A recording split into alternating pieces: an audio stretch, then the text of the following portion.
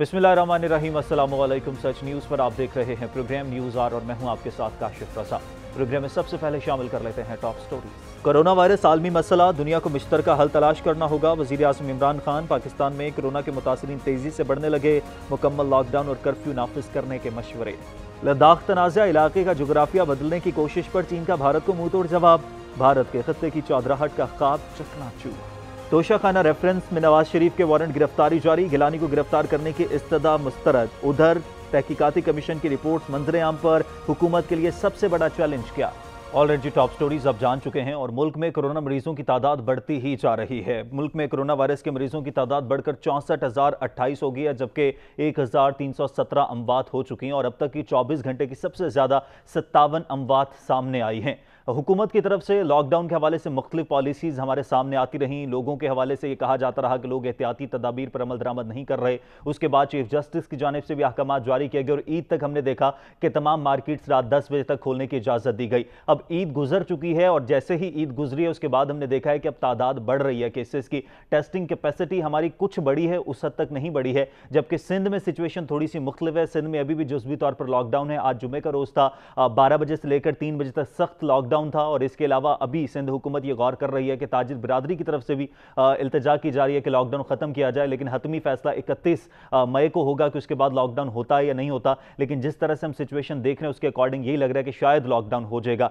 लेकिन अंदरूनी तौर पर हुकूमती हलकों में क्या बात चल रही है इस पर हम बात करेंगे और साथ ही साथ गुज़िश्ता रोज जो इमरान खान ने वर्चुअल कॉन्फ्रेंस से खिताब किया और उन्होंने ये बात कही कि तरक्की पजीर जो ममालिक है उनकी इमदाद में इजाफा किया जाए, क्योंकि कोरोना की वजह से मुआशी तौर पर तमाम मुल्क नीचे चले गए हैं। इसकी वजह से मुल्कों को काफ़ी सारी मुश्किलात का सामना है, सेहत की सहूलियात कम है और पाकिस्तान जैसा मुल्क कोरोना से लड़ रहा है जहां पर बहुत सारे लोग गुर्बत की लकीर से नीचे जिंदगी गुजार रहे हैं, तो पाकिस्तान के लिए कोरोना का मुकाबला करना थोड़ा सा मुश्किल है। तो हम इस पर बात आज करेंगे इस सेगमेंट में खसूसी तौर पर कि अब जब ईद गुजर चुकी है अब क्या सिचुएशन होगी, जबकि अदालत की जानिब से जो रिमार्क्स आए थे उनके पेश नजर अगर देखा जाए तो क्या मजीद लॉकडाउन खत्म करने की बात हो रही है जहां जुजवी तौर पर सिंध में जो लॉकडाउन है, क्योंकि पाकिस्तान तहरीक इंसाफ ये बात कर रही है कि सिंध में लॉकडाउन नहीं होना चाहिए। पंजाब में क्या सिचुएशन रहेगी, क्योंकि पंजाब में केसेस की तादाद 22,000 से तजावुज कर चुकी है। सिंध में भी केसेस की तादाद काफी ज्यादा है, अमवात भी गुजरते दिन के साथ बढ़ती जा रही हैं। हुकूमत इस सारी सिचुएशन को किस तरह से टैकल करेगी? इससे पहले जो कंफ्यूज्ड पॉलिसीज हमारे सामने रही हैं,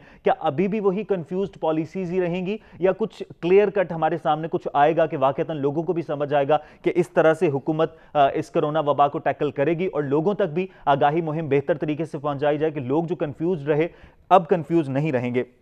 पीजे मीर साहब सीनियर तज्ज़ाकार हैं, मुझे वीडियो लिंक के जरिए प्रोग्राम में ज्वाइन कर चुके हैं। मीर साहब बहुत शुक्रिया आपके वक्त का। मीर साहब, हुकूमत की तरफ से पहले जो लॉकडाउन रहा, स्मार्ट लॉकडाउन रहा, सख्त लॉकडाउन रहा, उसके बाद लॉकडाउन नरम किया गया और अमलन कहीं पर लॉकडाउन नजर नहीं आया। हुकूमत के साथ साथ आपके सामने अदालत के रिमार्क्स भी हैं, जो अदालत ने रिमार्क्स दिए थे ईद से पहले चीफ जस्टिस की तरफ से दिए गए थे।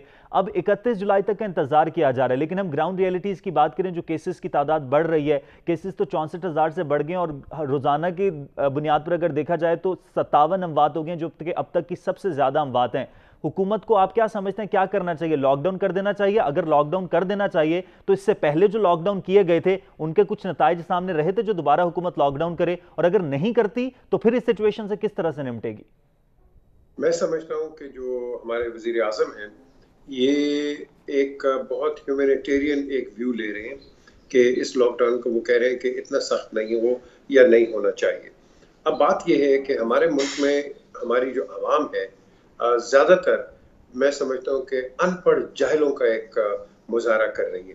अगर हुकूमत आपको एक लीवरेज दे रही है कि भाई जाओ काम अपने करो, लेकिन आप क्या कर रहे हैं इन रिटर्न? हुकूमत को आप सोशल डिस्टेंसिंग नहीं कर रहे, आप मास्क नहीं पहन रहे, आप अपने हाथ को सैनिटाइज नहीं कर रहे। आप समझ रहे हैं कि एक दफ़ा आप ये लॉकडाउन ये जो रिलैक्स हुआ है, ख़त्म नहीं हुआ, रिलैक्स हुआ है, तो आप इसका नाजायज फायदा उठा रहे हो।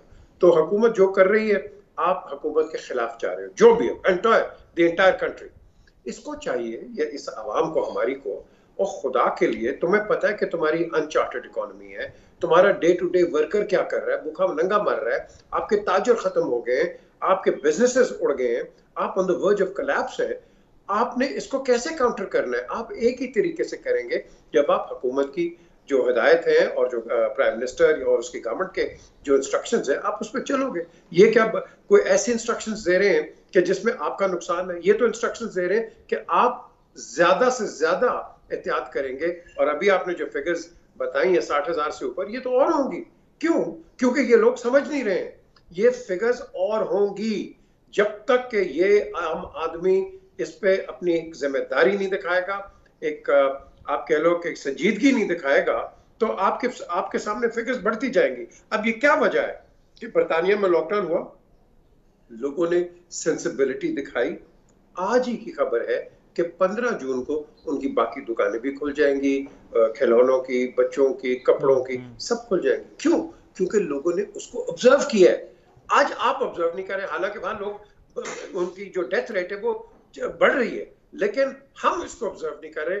और इसका कसूर मैं कभी भी गवर्नमेंट को नहीं ठहराऊंगा, मैं अपने आप को ठहराऊंगा, क्योंकि मैं हुकूमत के जो इक़दाम है उनको फॉलो नहीं कर रहा। तो कंफ्यूज हमें होना नहीं चाहिए। कंफ्यूज दुनिया है, ये हमारी आवाम है।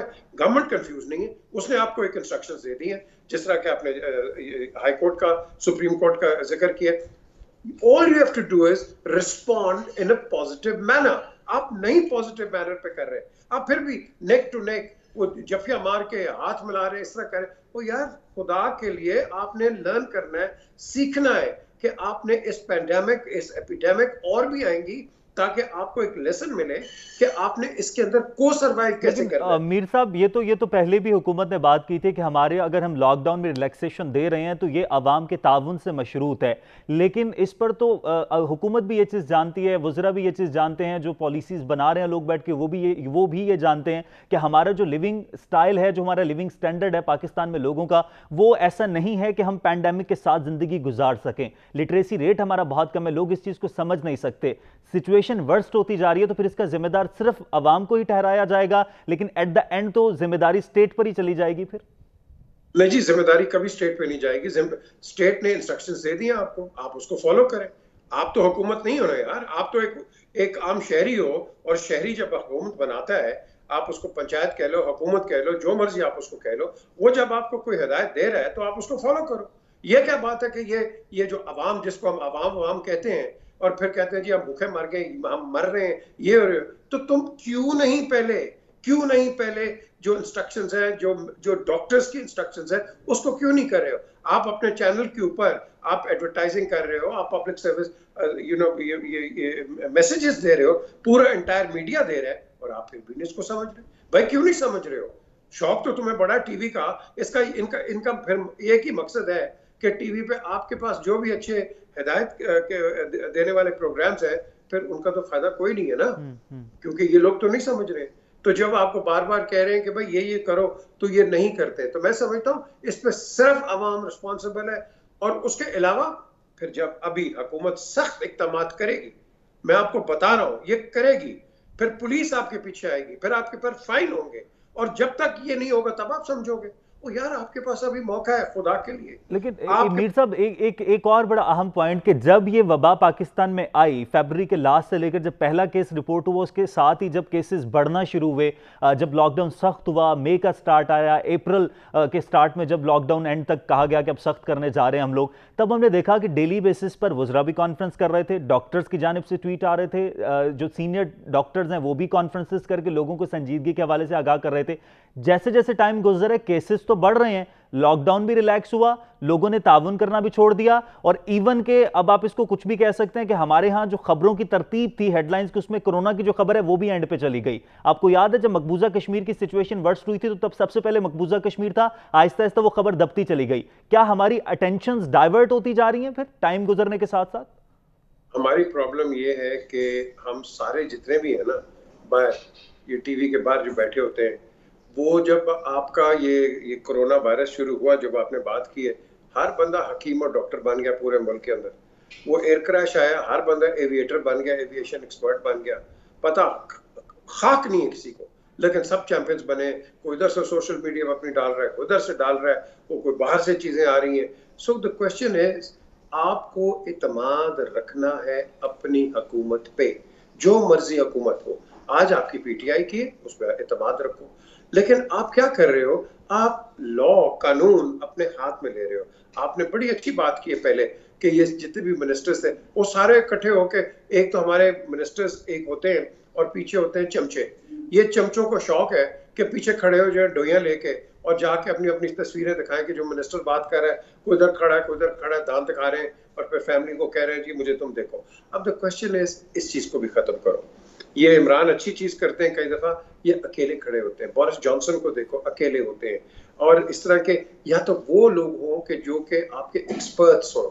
Ministers are not experts in this pandemic virus situation. आप डॉक्टर्स को खड़ा करो, सीनियर डॉक्टर्स को खड़ा करो जो कि आगे बात करें। ये आपने बड़ी अच्छी बात की है। और अभी प्रेस कॉन्फ्रेंस जो होती है वो खड़े हो जाते हैं सामने। मीर साहब, मेरा बुनियादी तौर पॉइंट ये था कि डॉक्टर्स पहले जब डेली बेसिस पर कॉन्फ्रेंसेस कर रहे थे तो लोगों को इसकी संजीदगी का एहसास हो रहा था। अब कोरोना वायरस पर उस तरह से ना तो कॉन्फ्रेंसेस हो रही है, ना संजीदगी के हवाले से उस तरह से आगाह किया जा रहा है। ये आगाह ना करना, डॉक्टर्स के हवाले से संजीदगी को लोगों तक ना पहुंचाना भी कहीं ना कहीं लोगों के रवैये में तब्दीली की वजह बन रहा है कि लोगों को लग रहा है शायद ईज हो गया सब कुछ। बहुत अच्छी बात आपने की, बिल्कुल बनता है। ये डॉक्टर ही तो आपको बताता है जब आप इसकी क्लिनिक, सर्जरी, हॉस्पिटल में जाते हैं, यही आपको इंस्ट्रक्ट करता है। लेकिन जब ये आपको टीवी पे पहले संजीदगी से बताता है और फिर हम देखते हैं कि बिल्कुल ये पीछे हो गया। और आपने बड़ी इंपॉर्टेंट बात की है, अब कोरोना वायरस बैक न्यूज हो गई है, वो बैक बर्नर पे चली गई है। भाई हमें उसी तरीके से इस पे काम करना है। हमने इस पे रिलैक्स नहीं होना। हमने अपने आप को सर्वाइव भी रखना है और दूसरा आपने कोएग्जिस्टेंस को भी आप कह लो कि वो जो फैक्टर है उसको भी आपने क्रिएट करना है और इम्पोर्टेंट बनाना है। बिल्कुल बड़ा अच्छा सवाल है आपका कि ये इस पे हम काम नहीं कर रहे। हम समझते हैं कि जी ईद आ गई है तो हर चीज खत्म होगी। नो, बिल्कुल नहीं खत्म। ये आगे और आएगी, ये और विक्टिम्स लेगी। So we have to be more careful. अच्छा, एक और चीज़, मीर साहब, जब कोरोना के केसेस बढ़े थे तो डॉक्टर्स ये बात कर रहे थे कि अगर ये केसेस मजीद बढ़ जाते हैं तो हमारे अस्पतालों में जगह नहीं रहेगी, हमें रोड्स पर लोगों का इलाज करना पड़ेगा और इवन कि हमें कैटेगराइज करना पड़ेगा कि हमें किसको बचाना है, किसको नहीं बचाना। अभी हमें ये भी पता नहीं चल रहा कि ये जो केसेस बढ़ रहे हैं इसमें ये इतने सारे मरीज जो 60,000 से ऊपर तादाद पहुंच गई, कहाँ हैं, कितने क्वारंटीन सेंटर्स हैं, कहाँ पर किनको मुंतकिल किया जा रहा है। शुरू में तो तमाम तरह आगाही मिल रही थी, इस हवाले से भी हुकूमत आगाह नहीं कर रही अब तो। देखिए, दो चीजें, जब हम कहते हैं कि 60,000 आदमी मरे, क्या वाकई 60,000 कोरोना से मरे? ये जो बाकी डेली हम मर रहे हैं, सारे मरते हैं, मरना सब नहीं है। वो क्यों नहीं हमें बताया जा रहा कि वो क्यों नहीं मर रहे? क्या वो बाकी मरना बंद हो गए? हर बंदा कोरोना से ही जा रहा है आजकल। देखे ना, एक क्वेश्चन उठता है। आपने बताना है कौन किस तरह गया है।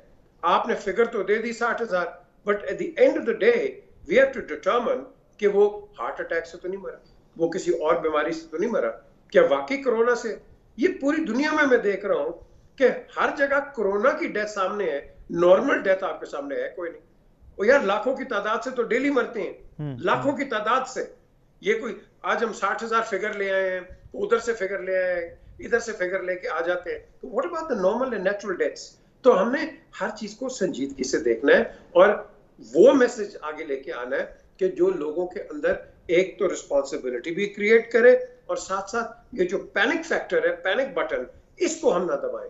आपके पास बड़ा मुश्किल वक्त आ रहा है, जिस तरह वजीर आजम ने पहले कहा है, आपको बड़ा मुश्किल वक्त आ रहा है इसलिए कि आपकी इकोनॉमी को बहुत झटका पड़ गया है। यार चाइना की इकोनॉमी 7% नीचे चली गई है, मुझे बताओ, सबसे बड़ी एक इकोनॉमी थी, 7% उसको झटका पड़ा and then runs into billions. तो पाकिस्तान तो एक इन कंपैरिजन बिजनेस वाइज छोटा मुल्क है, तो हमें तो बहुत ज्यादा पड़ेगा। अभी तो हमारे आफ्टर इफेक्ट्स आगे नीचेंगे, अब रीच करेंगे। आपकी इंपोर्ट्स इस वक्त बिल्कुल टोटल बंद हो गई हैं, आपकी एक्सपोर्ट्स बंद हो गई हैं। भाई आप इसको खोलोगे तो ग्रेजुअली मार्केट के अंदर एक कामनेस आएगी, वरना क्या होगा, आपके सामने होर्डिंग शुरू हो जाएगी, आपके साथ shortages of medicine and other goods ये सामने आना शुरू हो जाएंगे। So we need to be coping in a not in a myopic sort of a way, लेकिन एक बड़े दिमाग से हमें सोचना पड़ेगा। और इसके अंदर मैं समझता हूँ कि we have to take everybody on board जो कि एक कंस्ट्रक्टिव एडवाइस दे। ठीक, alright, thank you very much. PJ Mir साहब सीनियर एनालिस्ट हैं, प्रोग्राम में मौजूद थे और लॉकडाउन के हवाले से हुकूमत की अब तक की जो पॉलिसीज़ रही हैं उस पर बात कर रहे थे। हुकूमत की तरफ से वो कहते हैं पॉलिसीज़ बिल्कुल दुरुस्त हैं, इसमें अवाम को ताउन करने की ज़रूरत है। जब अवाम ही कोऑपरेट नहीं करेंगे तो किस तरह से तमाम तर हालात को बेहतर किया जा सकता है। बहुत बड़ा चैलेंज है, पूरी दुनिया इस चैलेंज से निमट रही है। पूरी दुनिया की मईशत जो है वो नीचे चली गई है। पाकिस्तान को मुआशी तौर पर पहले ही चैलेंजेस का सामना था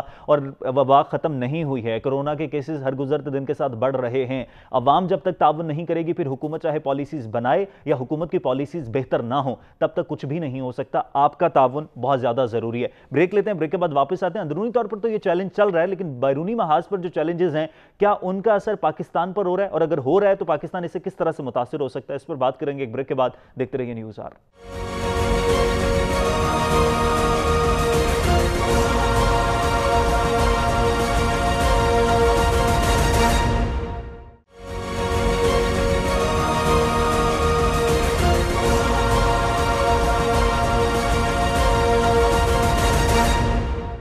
ऑल राइट जी, वेलकम बैक। ब्रेक के बाद वापस आने का शुक्रिया। पाकिस्तान और भारत के दरमियान हमेशा से तनाज़ा रहा है, खासतौर पर भारत लाइन ऑफ कंट्रोल पर सीज फायर मुआहिदों की खिलाफ वर्जी करता है, लेकिन अब भारत ने एक्चुअल लाइन ऑफ कंट्रोल जो चीन और भारत के दरमियान है वहां पर भी खिलाफ वर्जी शुरू कर दी है। लद्दाख में भारत और चीन के दरमियान अक्सर बेशतर झड़प होती रही है, अक्सर बेशतर इस तरह की चीजें सामने आती रही कि मुठभेड़ हुई, लेकिन हालिया कशीदगी का आगाज उस वक्त हुआ है जब भारतीय फौज ने लद्दाख का इलाका गलोन, वहां पर सड़क और पुल तामीर करने की कोशिश की, और इस सड़क की तामीर को लेकर 5 से 9 मई को दोनों ममालिक की अफवाज के दरमियान झड़प भी हुई थी। उसके बाद फौज की तरफ से, जो चीनी फौज है उनकी तरफ से और चाइना की तरफ से कहा भी गया कि आप रुक जाएं, लेकिन इंडिया को लगा कि शायद चीन सिर्फ बातें कर रहा है, कुछ करेगा नहीं। लेकिन उस वक्त सूरत हाल कशीदा हो गई जब चीन ने अपनी फौजों और हेलीकॉप्टर वहां पर उतारना शुरू कर दी है। अब चीन की जो फौज है वो 5 किलोमीटर अंदर जा चुकी है, वहां पर खैमे उन्होंने नस्ब कर लिए हैं, और अब कहा यह जा रहा है कि सूरत हाल मजीद कशीदा हो सकती है। पाकिस्तान हमेशा से यह बयानियां रखता आया है आलमी दुनिया के सामने, अक़वाम मुत्तहिदा के सामने, इंटरनेशनल वर्ल्ड के सामने,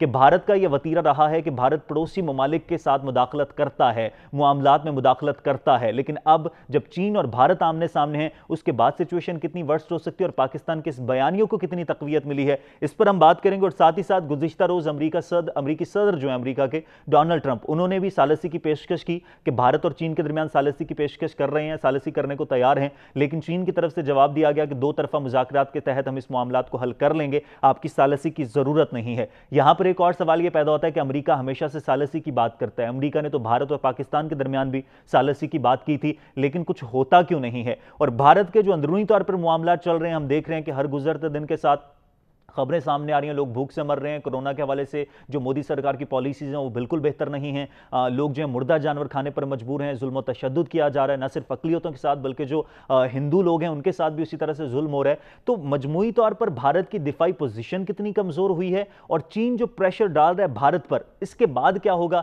इस पर हम बात करेंगे। और पाकिस्तान और खत्ते पर इसके क्या असरात मुरतब हो सकते हैं। जनरल रिटायर्ड नईम लोधी साहब दिफाई तज्ज़ियाकार हैं, मुझे प्रोग्राम में ज्वाइन कर चुके हैं वीडियो लिंक के जरिए। जनरल साहब, बहुत शुक्रिया आपके वक्त का। जनरल साहब, मैं स्टार्ट में आपसे दो चीजें चाहूंगा जो आप हमारे नाजरीन के लिए थोड़ा सा वाजे कर दीजिएगा। एक तो चीन जो दबाव डाल रहा है भारत पर, इससे क्या भारत पर दबाव डलेगा, भारत हट जाएगा या भारत मजीद आगे बढ़ेगा, रुक जाएगा वहां पर तामीर से? और दूसरा, साथ ही साथ इससे भारत की दिफाई पोजीशन कितनी कमजोर हो गई है? देखिए, पहले सवाल तो यह है कि सवाल ही पैदा नहीं होता कि भारत मजीद कोई दबाव बढ़ाने की कोशिश करे या ना रुके, बल्कि वो पहले ही पसपाई का शिकार हो चुका है। आपको पता है, मालूमात हैं जो कुछ उधर हुआ है। दूसरी बात यह कि भारत की दिफाई पोजीशन पर तो बहुत बुरा असर पड़ेगा, इसलिए कि एक तो वो हमेशा दो फ्रंट वॉर की बात करते थे और पूरी दुनिया को कहते थे कि हम ये जो असला जमा कर रहे हैं और ये जो हमारी तादाद है फौज की और एयरफोर्स की, ये इसलिए है कि हमने चीन से भी मुकाबला करना है। तो अब वक्त आ गया है मुकाबले का। अभी आपको अंदाज़ा हो जाएगा कि ये, मेरा अपना अंदाज़ा है कि ये हफ्ता 2 हफ्ते से ज़्यादा बर्दाश्त नहीं कर पाएगा भारत, और हाथ जोड़कर कहेगा कि जी आए बातचीत करते हैं और मसले का हल तलाश करते हैं, और मसला लगता है हल हो जाएगा अगर मसला इतना ही हुआ सिर्फ बॉर्डर का, जिसका आपने जिक्र किया है। एक चीज़ है CCL, चाइनीज़ क्लेम्ड लाइन, जो कि ये जो आपने कहा line of actual control LAC, वो एक ही होनी चाहिए, लेकिन भारत ने आहिस्ता आहिस्ता आगे क्रीप करने की कोशिश की। इसको हम सलामी टैक्टिक्स कहते हैं कि बारीक बारीक कदम उठाने की कोशिश की, ये सोच कर कि शायद चीनी सोए पड़े हैं, या चाइना ने वहाँ पर इलेक्ट्रॉनिक सेंसर्स लगाए हुए थे, उनके फौजी बेशक नज़र नहीं आते थे, उनको जो ही पता चला उन्होंने अपने ये कार्रवाई की है। खित्ते पर जो असरात की बात है वो ये, एक तो भारत मॉरली कमज़ोर होगा, और दूसरा ये है कि मिलिटरीली कमज़ोर होगा, मोराल पे फ़र्क पड़ेगा, मिलिट्री की मोराल पे, पूरे नेशन की मोराल पे।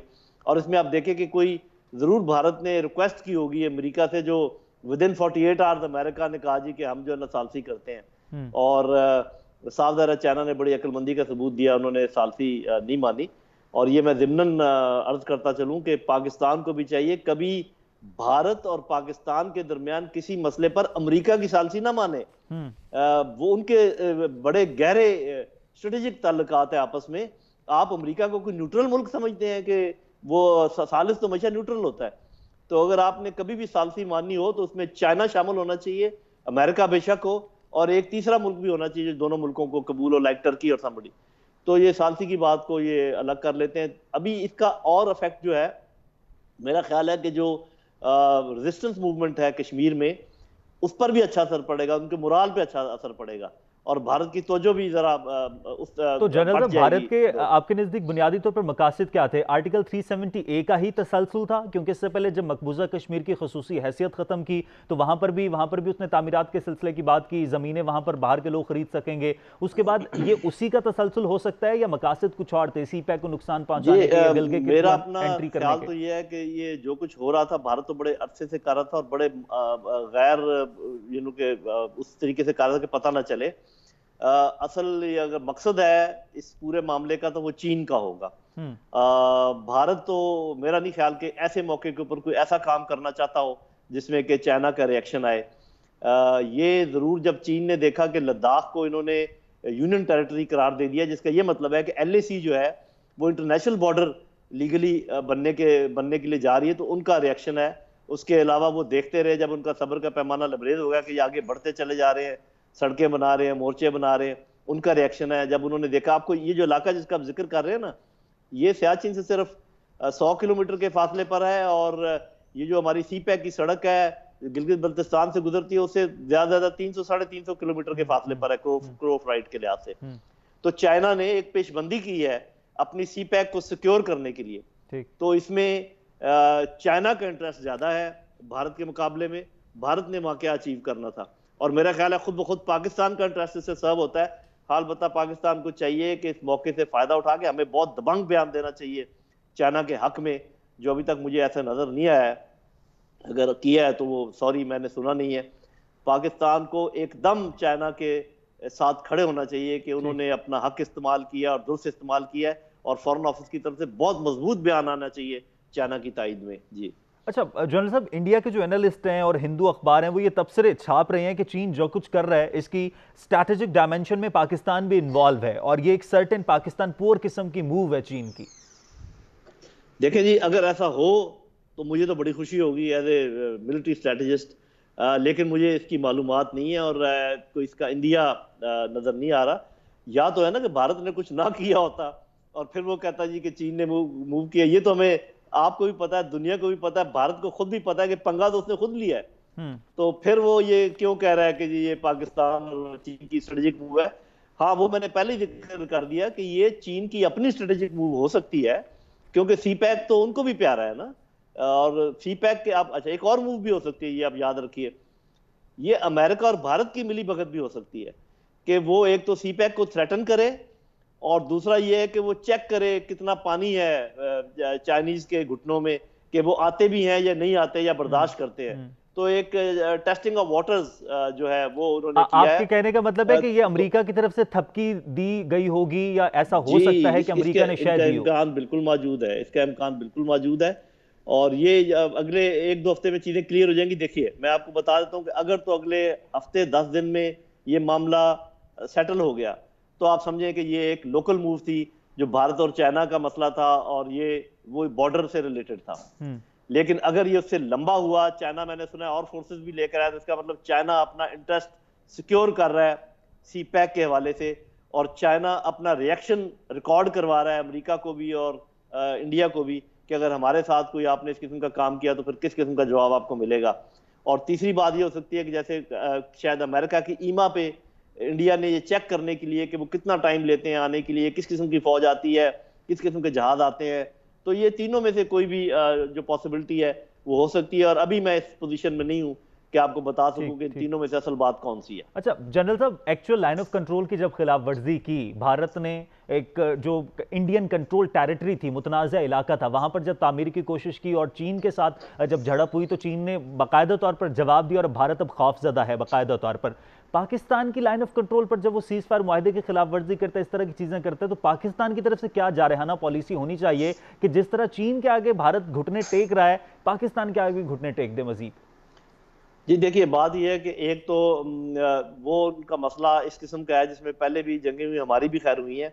वो उस इलाके में आबादी कोई कोई नहीं है, कोई खास आबादी है ही नहीं, आप समझे जीरो आबादी है। वो एक ऐसा इलाका है जिसमें वहां पर लोग रहते नहीं है। हम जिस इलाके में की बात कर रहे हैं, आप जो आज़ाद कश्मीर का बॉर्डर है, इसमें हमारी तरफ भी बहुत आबादी है, सिविलियन आबादी, और उधर उन्होंने 5 किलोमीटर का इलाका खाली करके पीछे आबादी जो कि मुसलमानों ही की है, कश्मीरियों ही की है। तो हमारे हाथ इसलिए बंधे होते हैं कि हम अगर अंधाधुंध फायरिंग करें, अंधाधुंध जवाब दें, इस तरीके से जलगार कर दें, तो वो हमारे अपने जो भाई बहन हैं उनके अफेक्ट होने का इम्कान होता है। और ये एक मेन वजह है। बाकी ये है कि उनको हम उनके मोर्चों वगैरह को निशाना बनाते रहते हैं, तोड़ते भी रहते हैं। लेकिन मैं हमेशा ये कहता रहता हूँ, और आपकी इस बात से मैं मुत्तफिक भी हूँ, कि हमें सिर्फ डिफेंसिव नहीं रहना चाहिए, हमें भी जहाँ मौका मिले ज़रा ऑफेंसिव स्पिरिट दिखानी चाहिए, क्योंकि भारत यही जुबान समझता है और कोई जुबान उसकी समझ में नहीं आती है। तो अब जनरल साहब, भारत के अंदर से भी जिस तरह से भारत के ही खिलाफ, खासतौर पर मोदी सरकार के खिलाफ आवाजें बुलंद होना शुरू हो गई हैं, और साथ ही साथ चीन के साथ भी भारत का तनाज़ा अब शिद्दत इख्तियार करता जा रहा है, और अगर सिचुएशन इन केस वर्स्ट हो जाती है तो पाकिस्तान को एक तो आप कह रहे हैं कि अच्छा बयान देना चाहिए, हमारे दफ्तर खारजा की तरफ से एक ऐसा बयान आना चाहिए था चीन के हक में, लेकिन साथ ही साथ जो मकबूजा कश्मीर के हवाले से पाकिस्तान भारत को मुज़ाकरात की मेज़ पर लाने की कोशिश में रहा है, इस सारी सिचुएशन का फायदा उठाते हुए पाकिस्तान किस तरह से भारत को दबाव में ला सकता है कि मकबूजा कश्मीर के मसले पर भी एटलीस्ट मुज़ाकरात तो हों? जी, इसमें मैं दो बातें कहूंगा। एक तो ये कि देखिए, जो कुछ भारत हमारे साथ कर रहा है, जिसके शवाहिद हमारे पास मौजूद हैं कलभूषण के शक्ल में, और वो जो उस दिन मेजर गौरेव साहब जो बात कर रहे थे बलूचिस्तान के मुतल्लिक, और जो उनके जनरल साहब ने कहा है कि जी रेप करना चाहिए कश्मीरी बच्चियों का, ये तमाम चीज़ें हमारे पास मौजूद हैं, शवाहिद मौजूद हैं।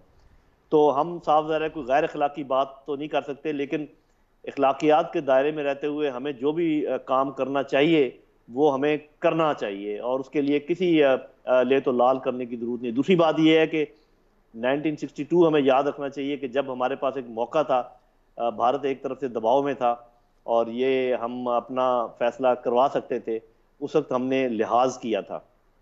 दुश्मनी और लिहाज ये साथ साथ नहीं चल सकते, और इसमें अब कोई शक नहीं होना चाहिए कि भारत हमारा दुश्मन नंबर 1 है। वो पाकिस्तान की सालमियत के खिलाफ है, वो पूरा कश्मीर हड़प करना चाहता है, वो जितने मुसलमान हैं बर्रे सगीर में उन सबको तह तेख करना चाहता है। तो अब तो उसने अपने लिए एक सिचुएशन ऐसी बना ली जिसमें शक व शुबा भी कोई नहीं है, दुनिया को भी नहीं है और पाकिस्तान को भी नहीं है। और दूसरी बात यह है कि जब 370 उन्होंने एब्रोगेट कर दिया तो उन्होंने डिस्प्यूटेड टेरिटरी को आप समझे ऑक्युपाइड टेरिटरी में तब्दील कर दिया खुद ब खुद। और ऑक्युपाइड टेरिटरी के मुतालिक यूएन जनरल असेंबली की करारदाद है 3324 जो कहती है कि ऑक्युपाइड लोग हथियार बंद होकर अपना दिफा कर सकते हैं, और ऑक्युपाइड लोगों की मदद हथियारों के जरिए भी की जा सकती है। तो पाकिस्तान के पास जो अपॉर्चुनिटीज है इनको जाया बिल्कुल नहीं करना चाहिए, और एक मिनट तामुल नहीं करना चाहिए, और जो चीजें भी हमारे इंटरेस्ट में हैं वो कर गुजरनी चाहिए। जी सही। जनरल साहब, आखिरी सवाल, जिस तरह से इंटरनेशनली अब भारत का जो मकरू चेहरा है वो यहाँ होता जा रहा है, क्या भारत की तौसीफ पसंदाना जो पॉलिसीज हैं ये भारत की तन्हाई का सबब बन रही हैं या बन सकती हैं? जी देखें, आपने बात की थी भारत के जो ताल्लुकात अपने पड़ोसियों के साथ, तो आप सारे पड़ोसी गिन लीजिए, मतलब बांग्लादेश है, नेपाल है, श्रीलंका है, चाइना है, पाकिस्तान है, कौन सा मुल्क है जो उसने छोड़ा है जिसके साथ उसने ताल्लुकात अच्छे रखे हैं। तो बाकी ममालिक को तो छोड़ दें, वो तो बेचारे इस काबिल नहीं है कि भारत के सामने खड़े हो सकें, लेकिन चीन और पाकिस्तान वो ममालिक है जो इनको ऐसा जवाब दे सकते हैं। तो ऐसी सिचुएशन में उसने अपने आप को खुद डाला है, और इंटरनली भी अभी आप बात कर रहे थे, उन्होंने तमाम अकलीतों को अपने खिलाफ कर लिया। कश्मीर में तो खैर 100% अभी पॉपुलेशन उनके खिलाफ है।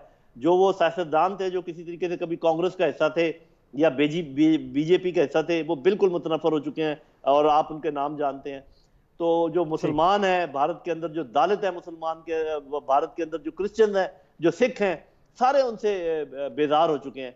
तो अब वो कैसे इस दलदल से निकलेगा, और अगर वो निकलने की कोशिश करे तो हमें इजाजत नहीं देनी चाहिए कि वो निकले इस दलदल से। उसको इस दलदल में ही खबोकर मारना चाहिए। ठीक है, बहुत शुक्रिया। जनरल रिटायर्ड नईम लोधी साहब दिफाई तज्जियाकार हैं। इस वक्त जो चीन और भारत के दरमियान तनाज़ा चल रहा है उस पर बात कर रहे थे। उनके अकॉर्डिंग ऐसा मुमकिन है कि अमेरिका की जानिब से अब भारत को थपकी दी गई हो, भारत को शय दी गई हो कि चीन की ताकत का अंदाज़ा हो सके। अब भारत को चीन की ताकत का अंदाज़ा हो गया है और अगर ये सिचुएशन 1-1.5 हफ्ते तक रहती है तो फिर ये श्योर है कि अमेरिका की तरफ से ऐसा हो सकता है या सोची समझी साजिश के तहत ऐसा हो सकता है। अगर ये प्रोलॉन्ग कर जाती है सिचुएशन तो फिर भारत और चीन के दरमियान मामलात मजीद बिगड़ सकते हैं और पाकिस्तान को इस सिचुएशन में चीन के साथ देने के लिए दफ्तर खारजा की तरफ से एक बयान आना चाहिए जिसमें बाकायदा तौर पर चीन की हिमायत में बयान आए। तो पाकिस्तान पर इसके असरात तो होंगे, लेकिन कहीं ना कहीं दिफाई पोजीशन भी भारत की कमजोर हो रही है और आलमी सतह पर भी भारत की पोजीशन कमजोर हो रही है। तो मुमकिन है कि मकबूजा कश्मीर का मसला भी कहीं ना कहीं मुज़ाकरात की मेज पर आ जाए। यहां पर ब्रेक लेते हैं, ब्रेक के बाद वापस आते हैं और अंदरूनी तौर पर जो मामला चल रहे हैं, सियासी तौर पर क्या सूरत हाल चल रही है, क्या गिरफ्तारियों की जो बातें हो रही हैं नवाज शरीफ के हवाले से जो आज कहा गया कि उनके वारंट गिरफ्तारी जारी हो गए, इस पर हम बात करेंगे एक ब्रेक के बाद। देखते रहिए न्यूज़ आर।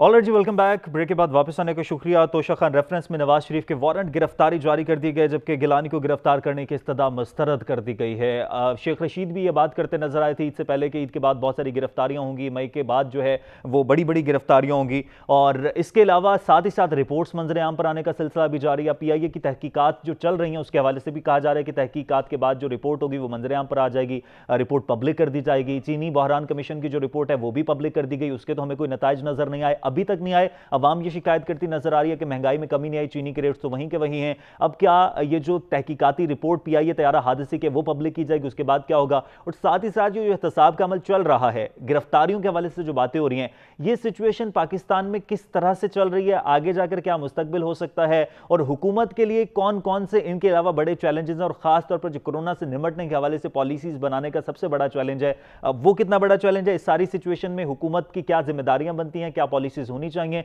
और हुकूमत किस तरह से निपटेगी, इस पर बात करेंगे। जुल्फिकार राहत साहब सीनियर तज्ज़ियाकार प्रोग्राम में ज्वाइन कर चुके हैं। जुल्फिकार साहब, बहुत शुक्रिया आपके वक्त का। जुल्फिकार साहब, इस वक्त हुकूमत के लिए सबसे बड़ा चैलेंज क्या है? बैरूनी महाज की तो मैं ब्रेक से पहले बात कर चुका, अंदरूनी तौर पर जो रिपोर्ट्स हैं वो पब्लिक की जा रही हैं, लेकिन उसके बाद भी बहुत सारे सवालात आ रहे हैं कि जो नताइज सामने आ रहे हैं, जो फैसले किए जा रहे हैं, उन पर अमल दरामद कैसे होगा।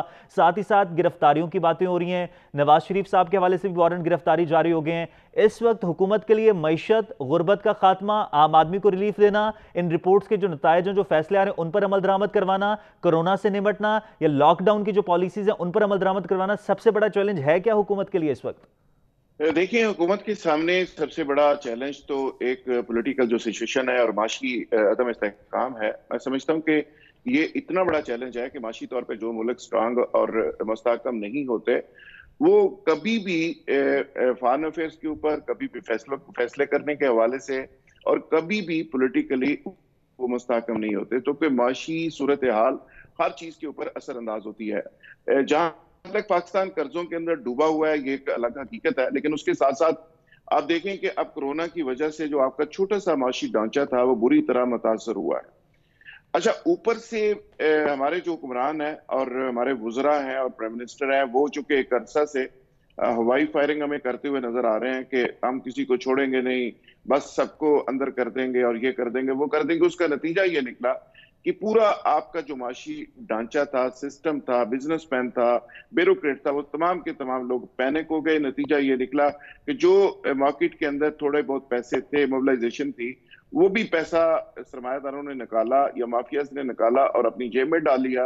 नतीजा ये निकला कि जो पैसे की एक छोटी मोटी रेल पेल थी, मोबिलाइजेशन थी, वो खत्म हो गई और पूरी सोसाइटी के अंदर एक पैनिक की सूरत हाल होती चली गई। और अब नतीजा ये निकला कि जो कोरोना की सूरत हाल है उसने बहुत ज्यादा अफेक्ट किया है। अच्छा, कोरोना के साथ साथ जो एहतसाब का एक नैरेटिव चल रहा है, ये बात बड़ी अच्छी हमें लगती थी कि जब इमरान खान 22 साल की जदोजहद की बात करता था और ये कहता था कि मैं इस नैरेटिव को साथ लेके चलूंगा और मैं एहतसाब करूंगा और किसी को नहीं छोड़ूंगा।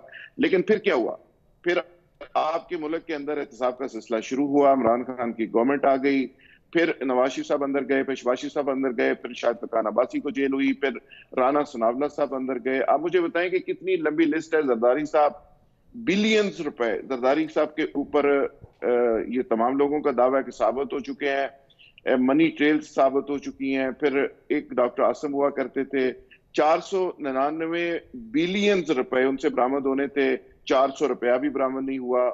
फिर एक अजहर बलोच थे, फिर लाहौर के अंदर से बड़े बड़े मनी लॉन्ड्रिंग के लोग पकड़े गए, फिर कराची से पकड़े गए। तो ये कितनी लंबी लिस्ट है, मैं अगर गिनवाना शुरू कर दूं, ये पिछले 2 सालों में जो एहतसाब का एक ड्रामा इस मुल्क के अंदर चला है, तो ये लिस्ट कभी खत्म नहीं होगी। कई किताबें इस पे लिखी जा सकती है, नतीजा सिफर है। अगर आगे चल के भी इसी तरह का एहतसाब का कोई नया ड्रामा होना है, वो तोशाखाना का केस हो, कोई और केस हो, तो उसका नतीजा भी अगर कुछ नहीं निकलना, तो मैं हमेशा से कहता हूं कि यार इससे बेहतर है। जुल्फिकार साहब, एहतसाब इज अ सब्जेक्ट, लेकिन देयर इज अनदर सब्जेक्ट कि ये जो तहकीकाती कमीशन की रिपोर्ट्स हैं पब्लिक की जा रही हैं। अभी पीआईए तैयारा हादसे के हवाले से बात की जा रही है, हवेलियां तैयारा हादसा था, उसकी तहकीकात हुई, उसके कोई नताइज हमारे सामने नहीं आ सके, कौन जिम्मेदार है कुछ पता नहीं चला। एहतसाब के साथ साथ ये जो रिपोर्ट्स पब्लिक करने की बात की जाती है, और अब तक जो रिपोर्ट्स पब्लिक हो चुकी, इसके बाद क्या जिम्मेदारी खत्म हो जाती है, आगे कुछ नहीं करना? देखिए, ये पूरे मुल्क के अंदर जो सूरत हाल चल रही है, जिस तरह एहतसाब का ड्रामा, ये रिपोर्ट खेला जा रहा है, ये सारी सूरत हाल को देख के मुझे तो ऐसे लगता है जैसे पूरा मुल्क की एक टॉक शो बना हुआ है। खान साहब ने बड़ा अच्छा किया, तहकीकात करवाई, बड़ा अच्छा किया। मैं अगर गुस्ताखी ना करूं तो मैं ये भी याद दिलाना चाहूंगा हुक्मरानों को कि इससे पहले आपने कर्जे लोगों ने खाए थे, उसके ऊपर एक कमीशन बनाया था, और उससे पहले आपने एक ओवरऑल एक डिप्टी चेयरमैन नायब हसनैन साहब, उनकी क़यादत में आपने एक बड़ा कमीशन बनाया था, जिसकी रिपोर्ट आज तक कौम वेट कर रही है। पहले एक तेरा हादसा ATR हुआ था, जिसमें जुनैद जमशेद वगैरह हलाक हो गए थे, शहीद हो गए थे। वो तमाम की तमाम लोगों की अभी तक ब्लैक बॉक्स का भी हमें इंतजार है, रिपोर्ट का इंतजार है। हमें तो ज़ियाउल हक के तैयारे का ब्लैक बॉक्स मिलने का इंतजार है, और कौम बेचारी बैठी हुई है। अभी तक बहुत सारी चीजें इस कौम के सामने आ गई और बहुत सारी नहीं आई। जो आ गई है उस पर अमल दरामद नहीं हो रहा, जो नहीं आई उसकी वजह से कौम पूरी पैनिक है। मिसाल के तौर पे अगर चीनी का 3 बिलियन की चीनी का सब्सिडी के ऊपर पूरा मुल्क के दायरे लगे हुए हैं, 6 ट्रिलियन की स्कैम इस मुल्क के अंदर हुआ है। उसमें भी जुल्फिकार साहब, जिन्होंने फायदा लिया उनके खिलाफ तो कार्रवाई की बात हो रही है, जिन्होंने फायदा दिया उनके खिलाफ कार्रवाई की कोई बात नहीं हो रही है। सच नहीं, जिन्होंने फायदा लिया वो हुकूमत के अंदर बैठे हुए हैं। रज़ाक कौन है, नदीम बाबर कौन है, ये खुसरू परवेज कौन है, जंगीर तरीन कौन है, ये तमाम के तमाम लोग आज भी उसी सेटअप के अपने यूनिट्स हैं, नदीम बाबर के अपने यूनिट्स हैं, और वो गवर्नमेंट के अंदर बैठे हुए हैं। जब बात की जाती है इस पे इमरान खान साहब को कहा जाता है कि ये 6 ट्रिलियन का स्कैम है, इतना बड़ा स्कैम है, इनको पकड़ो, इनके नाम ECL पे डालो, इनसे बरामदगियां करो, ये 6 ट्रिलियन इनसे पैसा निकलवा के खजाने में वापस करो। तो उस पे कहा जाता है कि नहीं, ये है वो है, हम उस एग्रीमेंट में ये नहीं कर सकते, IPPs में सॉवरेन गारंटीज हैं, फलाना है। यानी ये कंपनीज वो हैं जो एज ए कंट्री हमें ब्लैकमेल कर रही हैं, और हमारे गले के ऊपर अंगूठा रख के हमसे पैसा भी निकलवा रही हैं, और उनके नुमाइंदे जो हैं वो इक़्तिदार के अंदर भी बैठे हुए हैं। नदीम बाबर किसको नहीं पता कि कौन है और कितने बिलियन उसको इसका फायदा हुआ है। कंफ्लिक्ट ऑफ इंटरेस्ट का सबसे बड़ा फिट केस ये बनता है कि रज़ाक दाऊद साहब को बाहर निकाला जाए, उनका नाम ECL में डाला जाए, नदीम बाबर तो का फिर नाम क्या डाला हुकूमत जाए। इस पर इन फैसलों पर अमल दरामद जुल्फिकार साहब कर सके कि तहादी भी इसमें मौजूद हैं, वो लोग भी मौजूद हैं जो हुकूमती बेंचेस में हैं? जब ये रिपोर्ट पब्लिक हुई तो उसके बाद तो ये लगा कि शायद जो हुकूमती बेंचेस में लोग मौजूद थे उनके खिलाफ एहतसाब उस तरह से नहीं होता, ऑपोजिशन हमेशा शिकवा करती थी, वो तासुर ज़ाइल हो जाएगा। क्या अब इन फैसलों पर हुकूमत अमल दरामद करेगी? मेरा ख्याल है यही सबसे बड़ी बदकिस्मती है कि इमरान खान साहब, मुझे लगता है कि अगर किसी मामले पे कोई फैसला करना चाहते भी हैं, किसी को सजा देना भी चाहते हैं, तो सिस्टम नीचे से इतना रेजिस्ट करता है, और ये जितने माफियाज हैं वो सिस्टम के साथ खेलने के इस कदर माहिर और आदी हो चुके हैं कि वो सिस्टम उनको पकड़ ही नहीं पाता। और इमरान खान ख्वाहिश के बावजूद अभी तक किसी को सजा दे सके। मासूआ इसके कि राना सनावला को जेल में भेजा और वो नंगे फर्श के ऊपर चंद दिन सोते रहे, इसके अलावा उनको क्या सजा मिली, वो बाहर आ गए। शाहिद खान अब्बासी विक्ट्री का निशान बनाते हुए बाहर आ गए। शहबाज शरीफ साहब कहते हैं कि ये एक रुपए की, एक डेले की करप्शन मैंने की और साबित करें। नवाज शरीफ साहब कहते हैं कि मुझे क्यों निकाला। तो ये सारे सवालों के जवाब तो जाहिर है आपकी एग्जीक्यूशन कमजोर है। आप वो केस साबित नहीं कर पा रहे, सिस्टम आपको सपोर्ट नहीं कर पा रहा, और ये तमाम के तमाम जो खिलाड़ी हैं वो सिस्टम के साथ खेलने का इस हद तक एक्सपीरियंस रखते हैं कि ठीक है, सिस्टम को मजबूत करने की जरूरत है। जब तक सिस्टम बेहतर नहीं होता और लीडरशिप मजबूत नहीं होती तब तक सिचुएशन बेहतर नहीं हो सकती। जुल्फिकार राज साहब, बहुत शुक्रिया आपके वक्त का। हुकूमत इस वक्त बहुत सारे चैलेंजेस को फेस कर रही है, मुआशी तौर पर चैलेंजेस हैं, कोरोना का चैलेंज है, साथ ही साथ एहतसाब का जो तासुर है कि एहतसाब को मुतनाज़ा करार दिया जाता है, उस तासुर को ज़ायल करने की ज़रूरत है। साथ ही साथ जो पब्लिक की जा रही हैं रिपोर्ट्स, अभी तैयारा हादसे की रिपोर्ट के हवाले से बात की जा रही है, उसके नताइज क्या होंगे, क्या कोई कार्रवाई अमल में लाई जाएगी या नहीं लाई जाएगी, बहुत सारे सवाल हैं, इनके जवाब ढूंढने हैं और इनके जवाब सिर्फ हुकूमत ही दे सकती है अपनी पॉलिसीज को बेहतर करके, इकदाम करके। आज के प्रोग्राम से इजाजत दीजिए, अल्लाह ने के बाद।